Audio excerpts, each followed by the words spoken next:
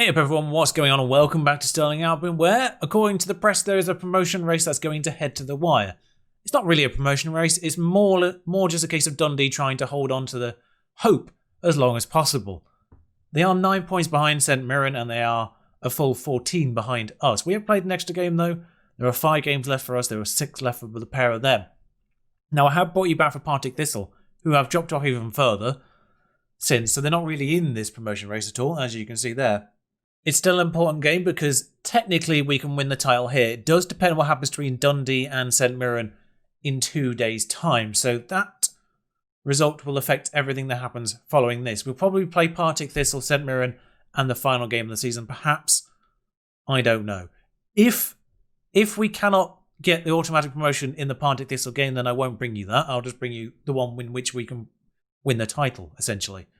Because St Mirren, if they do win, will only be 4 points behind. Sorry, I tell a lie, 2 points behind. So here's this all-important game. Of course, because of the weird split, the fact there's 7 teams, everyone's playing at completely different times for the most part. There are a few times where there's all 3 games at a spot. St Mirren beat Dundee. Therefore, the maximum points Dundee can get is 78. So therefore, realistically, getting a point against Partick Thistle here will get us promotion. Winning will guarantee it. The Lap still hasn't scored a goal. Still on 11. I did get that wrong, by the way. I did edit it in, but somehow I managed to add 4, 3, and 4 to equal 10. I know what happened, because I remember what my brain process was at the time. For some reason, I thought it was 4, 2, and 4. So I did the right calculation, I just had the wrong original numbers. But yeah, he scored 11 goals in 3 games in a row, and then hasn't scored in any other games either side of that. Which is remarkable, really. We are firm. I mean, I have to show you Partick Thistle, really, as a schedule situation. This was their start to the season. This was how they started it. Didn't lose a game until November in the league. But it was weirdly us, I think, that caused the problems. We knocked them out of this Tunnock's way for. They got knocked out of the Betfred earlier on, but I don't think that does much. But we knocked them out of this. Strictly speaking, they didn't lose in 90 minutes either. They lost on penalties on both occasions. But then, after losing to us, they lost to Dunfermline in the league, and that's when it all went wrong. This is appalling. 3 in a row in February, you might be excused thinking, oh, hello, we might be back again. Nope. Absolute madness, they're not even in it. They could get back into the playoff if Dundee completely capitulate, and they do have to play St Mirren again, Dundee, and us. So it's not out of the picture for Partick Thistle just yet. Steve Bruce, by the way, has survived till April 2022, so that's more than he normally gets on Football Manager. I think he was the second most earliest sacked on my 2020 simulations. I am planning to do that again, by the way. I'm planning to do it again, but I'm not going to do it until the end of the transfer window. I'm certain somebody somewhere will do an updated database with all the transfers. And here's the updated version. So yes, St Mirren are only 2 points behind, but they are the next game, so that will essentially almost seal that, I suspect. Purely on the basis that Tom James is not on yellow card is the reason why he's playing at right back. Of course, those injuries have severely hampered his star rating, as other people have developed through. Layers will play at left back. There are still decent options there. Tchaikovsky recently got injured, but he's mostly back now as well. So that's good news there. Danny Preston's done well off the bench recently as a third option while Tchaikovsky's out. So it's all gone quite well in general at left back. Liam Delap, you need to score a goal. I'm just persisting with him on the pure basis that at some point he will score a goal. But Smith's in goal, Layers, Graham, Souttar and James, which is realistically what I was expecting to be my first choice back line until James got injured. Nacelle and Barron in the middle, Fernandez, Jones and Bowler, and Delap. Jones, by the way, just quietly, since he's come in, become the best player in this position. At least by star rating. I don't know if he technically is the best player. At 7.65, 17 appearances now he's had. He's started 15 league games. Yeah, I'm really sad that I didn't realise he was in my under-19s, under-20s, whatever we've got, for as long as I did. Because the two that were performing there weren't really performing. Now, Tom James isn't match sharp in any way, shape or form, despite the fact I brought him off the bench the last few games. But win this, we secure that promotion. Oops, just pressed the wrong thing for the defence. This is why you just select the ball and just say, I have faith. I mean, realistically, we don't need to be looking at anything other than top 3 there, do we? I don't know if Dundee are playing alongside us. I don't know if they're playing someone the same time as us. But that has gone into the goal, and He's done it! What on earth was that celebration? Sorry, what happened to his legs there? It's like his legs did a helicopter blade motion, which I'm pretty certain is physically impossible to do. But persistence pays off as Liam Delap scores his 12th goal of the season about 5 months after he scored his 11th. Layers is going to lob this one in. Well, hell. So Snedden holds on to the long throw, and that didn't come to anything. For 80 points, that was a good hit, wasn't it? Blimey. Rudden's in, though. It's a bit of a calamitous situation in the back there. Don't know what happened, but we've got away with it. As McHattie will put in the following corner, and I'm going to possibly presume this is going to run out. It's still being moved around, which is annoying. It's made its way out to Buchanan on the left, who is moving the ball without moving his legs. Why is this highlight persisting? That was so much highlight following the corner, and it didn't go anywhere. Anyway, Jones, 9 goals. Casual reminder, this is his 16th start in the league. It's the 34th game of the year. He started the last 16, essentially. And he scored 9 goals in that time. Why I forgot I'd acquired you. I'm so sorry, Keenan. I'm so sorry. Because it's got to be said, Regan Hendry and Connor Smith both have been somewhat disappointing. That's a lovely little block there. That might be the highlight. Slide challenge worried me there because I so thought some kind of nonsense was about to happen. But I think we might have got away with that, although the highlight does continue. I thought it might have been a block highlight due to Sutar's wonderful little block there at the beginning of that. But it's made it back out again, and Zanata's going to be at the back post. Oh, lovely. I thought that got in, actually. Lovely save by Ted Smith. See, sometimes you question his saving. Sometimes you actually see him do the good stuff. And that's the thing, and obviously with certain levels of highlights, you don't really see the good saves sometimes. Delap, Sutar, must have hit the post. I don't know, what? We haven't hit the woodwork according to the stats. Oh, we have, sorry, I was looking at the wrong side. Bowler's made it 3. And dare I say it, this match may be wrapped up already. Although we did bottle a 3-1 lead against Dundee the last game, which actually would have seen us promoted off the back of the St Mirren win the following game. But I'm glad that didn't occur really in the end now, because it does mean we get to clinch promotion in an actual game of our own doing, rather than letting someone else settle it for us. Which is always somewhat anticlimactic if you're doing recordings. Jones, Bowler, we'll get on the end of this. Delap. Oh my god, is he about to score 2 in a game? I'm so happy you're here to see this. But yeah, he's played 2 games for Man City now, in the actual first team, as Liam Delap. So, well, 1 and a bit, really, I suppose. Much more of a household name now than when I acquired him 3 hours before he played against Bournemouth. I still can't go over how unfortunately timed my recording of that video was. Almost as bad as timing, as good as timing as the drilling was at the end of that second video. But Callum Smith for them has made it 4-1. It's not even half time. We played 36 minutes. Lovely header though. There was a point in time where Partick Thistle had actually slipped to 5th, which shows you how poorly their run had gone there. Oh, great tackle to stop Delap getting a hat-trick. So Liam Delap has scored 13 goals in 4 of the 34 matches. Failed to score in the other 30. Probably didn't play all of them, in fairness, but remarkably he scored 13 goals in just 4 matches. If he'd only played 4 matches, that would be very impressive. But he has played more. Delap, might get an assist here. No. Oh, lovely round to Barron. And there's another highlight. We've not. Hopefully this one will see us to half time now, because it is 46 minutes on the clock. Bowler saved. I don't think that was impressive, that last one, but fine. Keep it up, lads. And Tom James having a lovely game at right back, despite not being match sharp at all. Here he is again with the long throw. Doesn't get to anyone. Barron might play it back to him here. No, well, it ricochets back to James. Finds Sutar in the middle. I mean, James involved in this. How Sutar... Sorry, I just sat there in silence as Sutar found... I can't remember who it was now. Jones, was it? Bowler? Incredible pass from Sutar. I don't know if it's intentional. Here he is again. Dinks it forward to Delap, who does get the header, but no one obviously beyond him. Nacelle. We'll get to Fernandez. Barron. Bowler. I like how this is almost a sort of a greatest hits squad. Delap. Oh, nearly gets his hat-trick there. Yeah, it's almost like a greatest hits squad, of course, because you've got Nacelle from this year's game in the lineup. Still Ted Smith in goal. We've also got a player from Newcastle, my supported club. We've got a player from Lincoln, my local club, growing up. And we've got Josh Bowler, player who's in my Bradford save. All that's missing is getting Marvin Plattenhart, a left back. Wonder if he'll be available next year. Or maybe someone from Atletico, of course. That might be slightly harder to do. Sergio Camelo, perhaps. He might be just around good enough at this point to sign next year. We do need a striker, in fairness. Note to self, look up Sergio Cameo next year. Which would technically also tie my stream save, of course. Because we had him in the first year for Toledo, too. On loan. In the 4th tier of Spain, he was too good for that level. Along with every striker we've had since. Whilst we've had striker issues this year for Stirling, we've not had that issue on the stream. That's for damn sure. Our strikers in consecutive years have scored over 30 goals every year. Second year, he was on 40 plus. Was Willem Goebbels?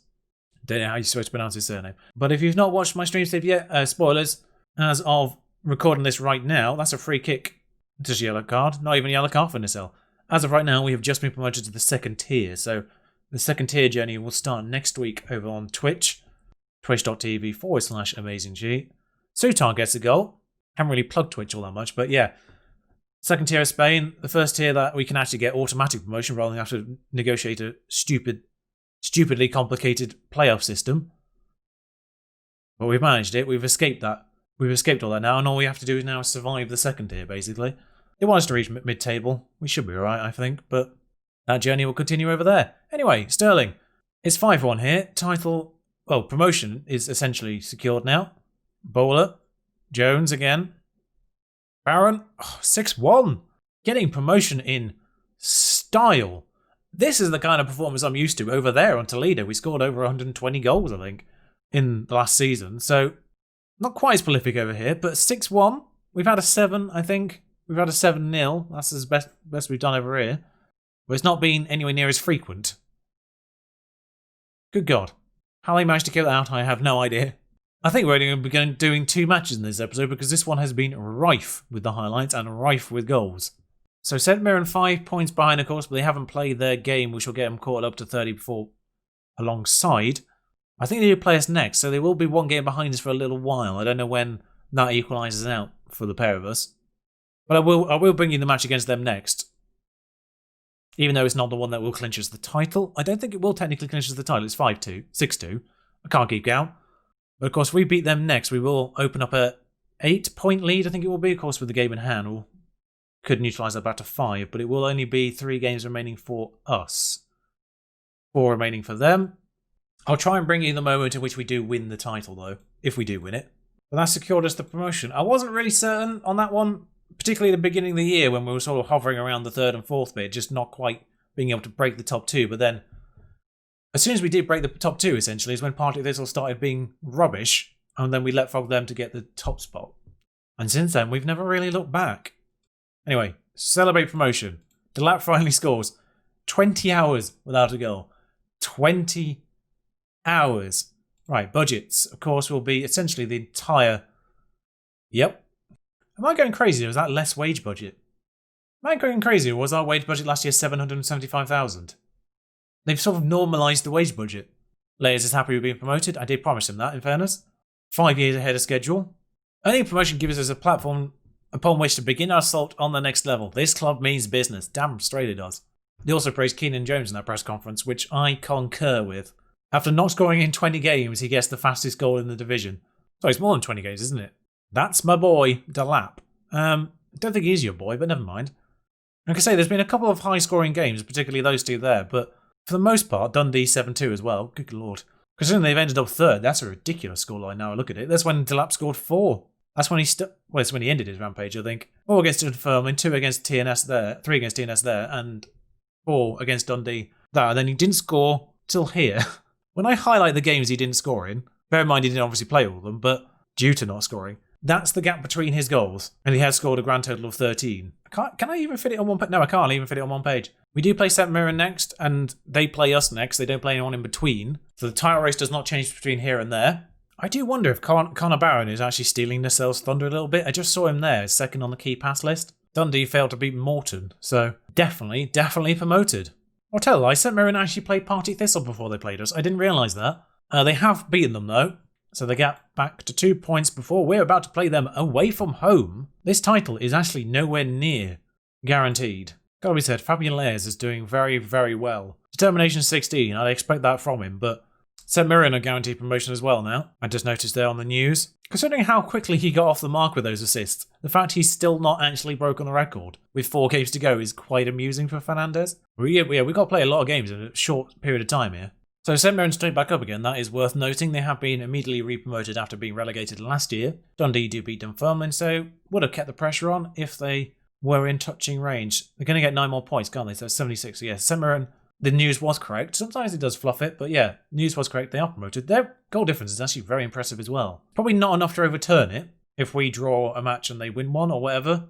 You know, if we were somehow to end up on the same number of points. It's close enough to be slightly worrisome, but I don't think it's close enough considering the gap. Meanwhile, Peterhead immediately relegated straight back down again. And of course, St Mirren, a little bit of our personal rivals now. We've played them this is the 6th time we would have played them in 2 years. And we would have got them in the Tunnocks final as well had we got past Clyde.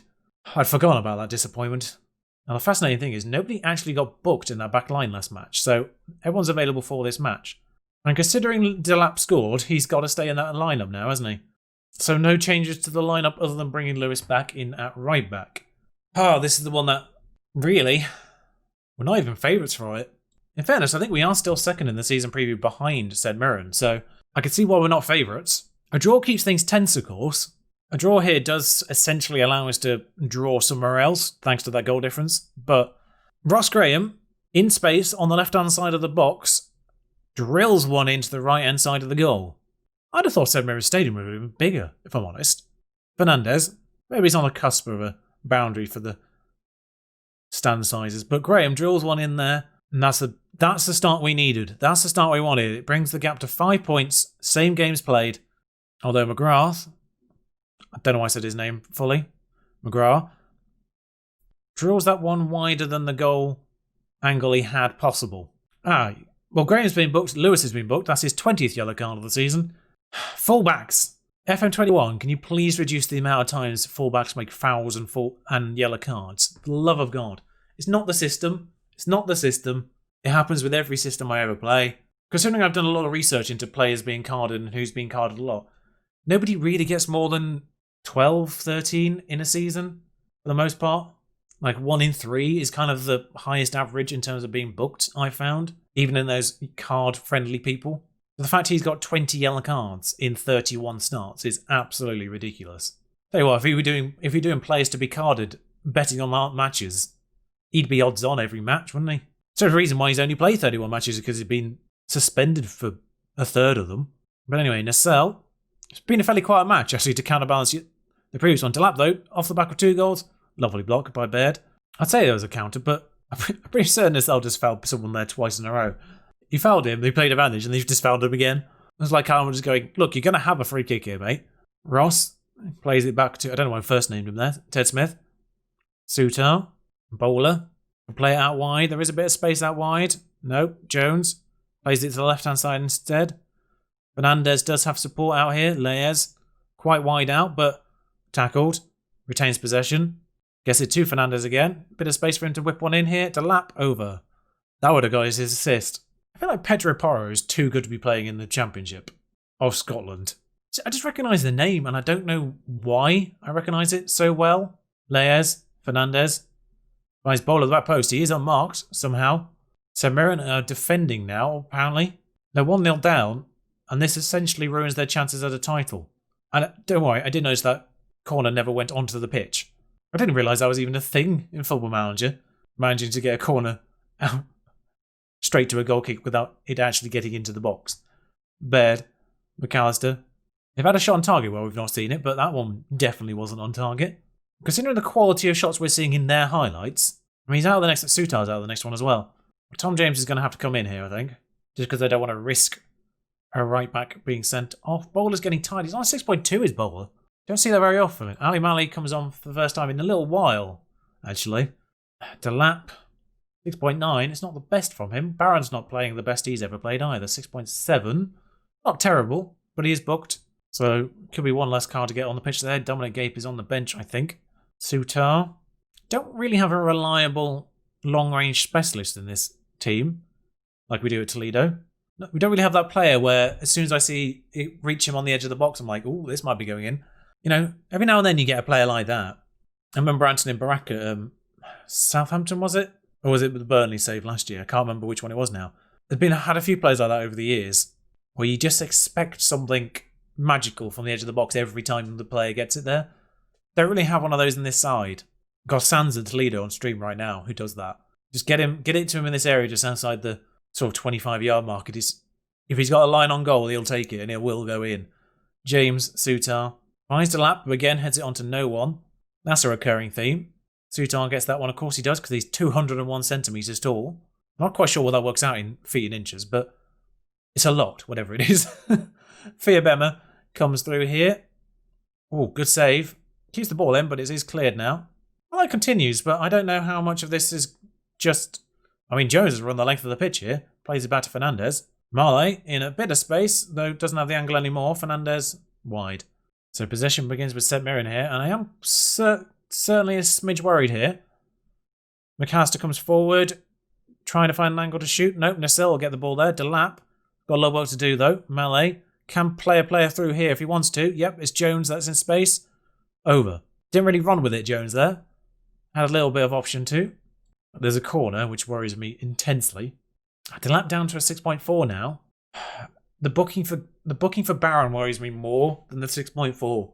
I don't want to go down to 10, although if there's a goal here, it makes me want to change my plans.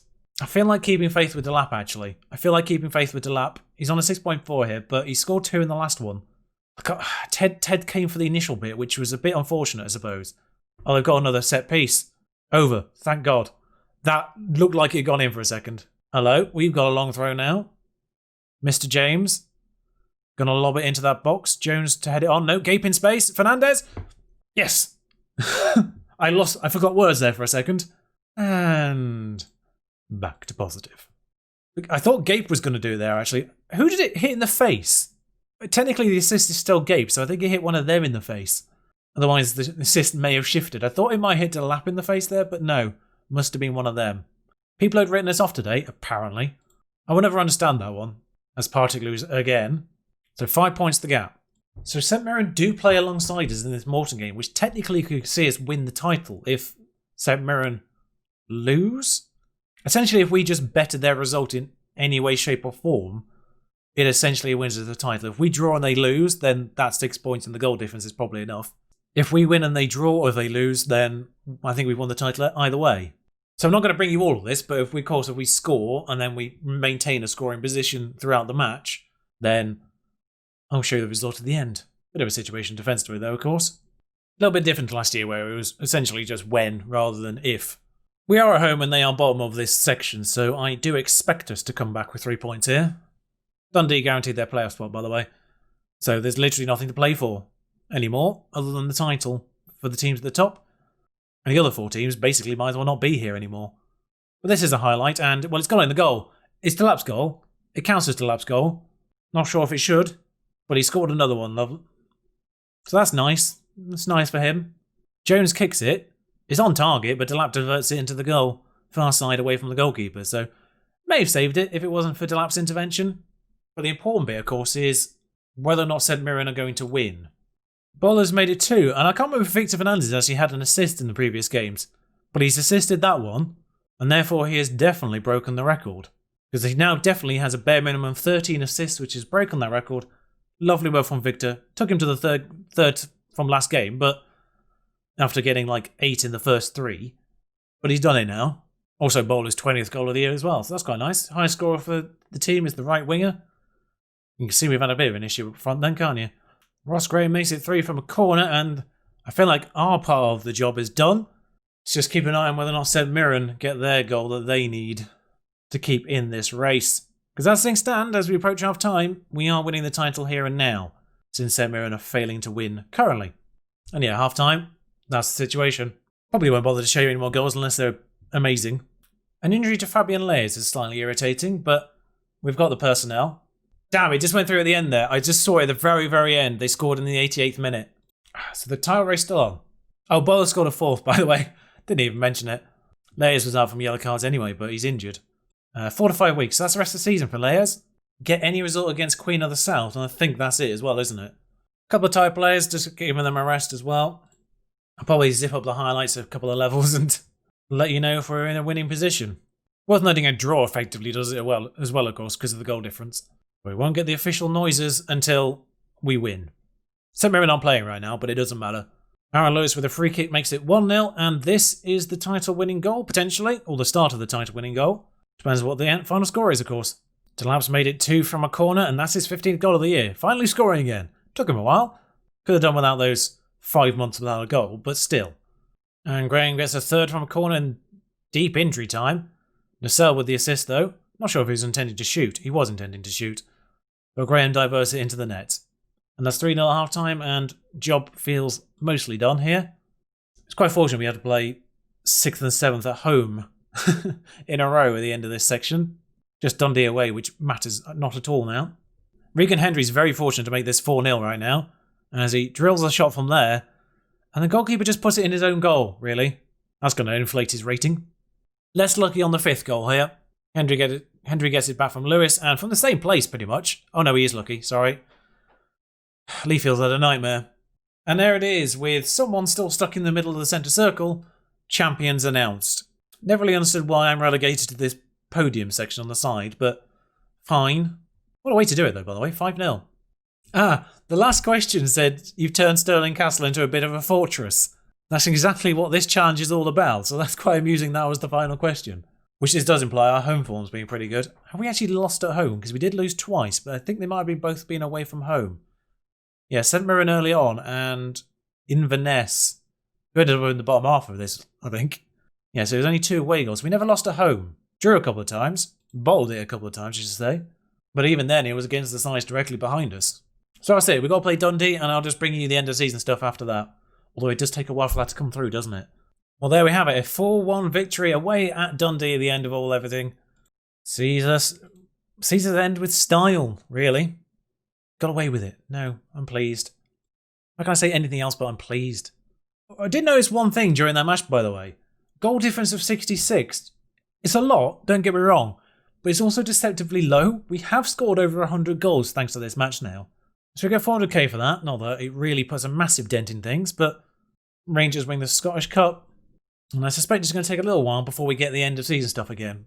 Might happen now, might happen later. I have no idea.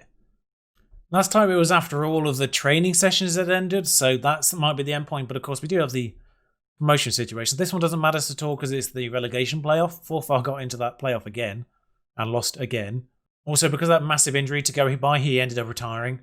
So we do have a position available on the left-hand side now. I'll talk about what we need shortly next year, but yeah, I know what we need next year. So the medals have been given out. We have paid out 500k. Bowler wins Player of the Year, actually. 30 appearances, 20 goals, 9 assists. We'll talk about that, of course, a little bit more in full shortly. Sterling players named in Team of the Year. All of them. The fact that Delap made it is surprising. That's just our first 11. Feel a bit sorry for Keenan Jones, actually. It appears I missed the promotion playoff. I just saw Dundee won it. Yeah, 2 days ago. I just saw it said they were delighted with promotion. 14 clean sheets from Ted Smith now. Is Ted Smith the problem? Or is the defensive line a problem? I'll answer that one already. Is the defensive line. Now, so this is the last official training day, technically. It's a recovery day, but it's the last official training day. So, here we are. Best 11 features Josh Bowler, Victor Fernandez, Aaron Lewis, Connor Barron, Liam Delap, Harry Sutar, Fabian Layers, Ali Mali, and Sam Roscoe joining everyone from last year. Sutar straight into the first 11. Roscoe was there last year, but so he's cemented that a bit more this year. Interesting, it hasn't flipped the triangle, but Fernandez and Bowler straight into the first 11. Keenan Jones straight into the first 11. Oh, I was about to say, why was he not listed in this section here? Because he was singled out for some reason rather than Bowler, for instance. Wait, where's Nacelle? He's on the bench. Leia straight in as well. Lewis straight in on the opposite side. 2. So quite a few just getting straight in. Barron's new this year too, actually. So Lopez and Livingston, the only 2 persisting. And he was the left back last year. Don't understand that. So end of season rewards. I wasn't expecting Callum to win all of these, but he definitely got the goal of the season. I showed you that one. Against East Fife. That was the one I highlighted to you last time out. Josh Bowler, though, 47%. Victor Fernandez, 22%. Nacelle still 3rd in player of the season. Signing the season, still Josh Bowler. And Keenan Jones, the young player. Unsurprising. This is our first 11 right there. Expectations for next year is simply qualify for Euro Cup 2. Fascinating. Develop best youth system in the country is on the 5-year plan, which is quite interesting. That feels like more of an upgrade. I feel like when we got promoted last year, they just said top half, but now we get promoted to the Premiership. It's Europe, please, straight away. I love the sponsorship deal. I love the fact that sponsorship deals are largely still terrible. Match day, competition, corporate, all quite high. But sponsorship and broadcast, it's still terrible. Youth facilities are going to get improved. 20 assists in total for Fernandez. Beats Callum's 13 from last year, of course it does. 8 player of the matches for Bowler beats Juanito Lopez's 6. Ted Smith didn't beat his own record on goal scoring. No one beat Lopez's from last year. I feel like there's still a couple of things perhaps, but I think we're all good now though. So let's get the stats up. And Keenan Jones actually 7.73 was the best player in his 21 appearances. Like I say, brought him in, never took him back out again. 21 starts, no sub appearances. 10 goals, 7 assists. What a player! Really, went under the radar until pretty much I started recording this one. Was when I realised how good he had been. Josh Bell on the right side, we knew that one. Victor Fernandez on the opposite side. Victor Fernandez, weirdly on the left hand side, had pretty much the exact opposite ratio to Bowler on the right. 10 goals, 20 assists. Opposed to 21 goals and 9 assists. Same combo, 30, but pretty much exactly opposite. Remarkable. Aaron Lewis, 13 assists from Aaron Lewis as well. That's where the assist came from the right-hand side, was the right back rather than the right winger, or right inside winger. Callum himself still picks up 5th, though, in the average rating, 7.37, 47 appearances. The ever-present Callum Nassell. 7 goals, 6 assists, not as great a haul, actually. Did get the best goal, though. Chances created, lower than last year. Pass completion, though, 90%. You did a lot of it. I'll try and get through this a little bit faster than this time around. Liam Delap, only 17 goals. Just looking at the defenders again, the headers won. Yeah, headers won for Liam Delap. Headers won for Liam Delap was 8. Punt that ball towards him and he gets that header every single time. I thought Bonds and Gala's 8 headers a game was dramatic, but oddly, it's actually Sam Roscoe with 9.36 headers per game. So of our backup option, when he did play, 196 centimetres, didn't really use that tall to be fair. I was expecting more from Harry Souttar header-wise. This doesn't necessarily mean they were on target, but I was expecting more headers won from Harry Souttar than Bonds and Gala. A little bit surprised by that one. Armstrong did alright, he got 6 goals in 13 starts. Minutes per goal was basically 1 every 2, opposed to Delap. Delap actually ended up with 101 goal every 1.5 games. Despite the fact he went 20 hours without scoring at one point, he scored a goal every 1.5 games because he scored basically all 17 innings goals in 5 different games, or something ridiculous like that. Disappointing wise, Danny Preston actually I thought was doing better than he did. Dominic Gape definitely disappointing, but didn't really give him that much of a chance in the end. But really, there's not massive amounts of disappointment. Regan Hendry, perhaps for the total season, 6.95. I'd expected more from him. Same with Connor, 11 starts. 7 is a 7, but possibly more pulled up by everyone else than his own doing. When you consider the player that I brought in because of their poor performances, did that, puts that into perspective. But in terms of next year, the obvious spots are, of course, central defence. Harry Souttar, for some reason, slipped to only 3 stars. Maybe it's been development of everyone else. But I would have argued he was good enough for the next level, and he is. Leading player for the championship. Although dreads big matches, that slipped in at some point. So this defensive line is one that we're going to be dealing with. Left back, I think will be alright with Layers, because he will develop over the course of it. So he's operating at a Premiership despite being, 3.5 star. He's only 2.5 as a complete wing back. That's what's going on there. Right back, centre backs, definitely going to need improvement. Ted Smith probably doesn't need improvement. He's a good player for Premiership size. Probably doesn't need improvement, but if someone comes available that is significantly better, won't say no. Sorry, Ted, but I won't say no. Callum is the problem one because he does play above his level. Good player for this level. This is his level. But we saw last time, he did his best work in League One and the first year in the Championship. That was his best work then, and then he started to get replaced.